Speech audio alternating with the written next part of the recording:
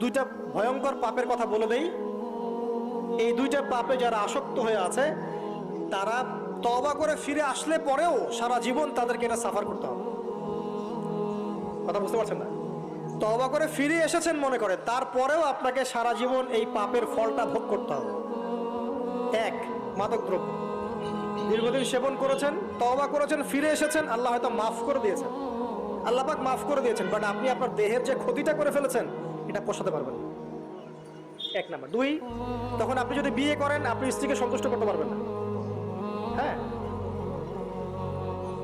দুই নাম্বার হচ্ছে এই যে গোপনে যুবকরা যে পাপটা করে, মাস্টারবেশন, যেটাকে আমরা বলি হস্তমৈথুন, এই পাপ যেসব যুবকরা করছে বা করে, এবং অ্যাভেলেবেল এই পাপটা সবাই করে, কারণ এখন পর্নের যুগ, পর্ন দেখলে তো আর কোনো উপায় নাই, তখন তো এই পথেই যেতে হচ্ছে, নিজের উপরে নিজেকে জুলুম করতে হচ্ছে। যারা হস্তমৈথুনে অভ্যস্ত হয়ে গেছে এরা যদি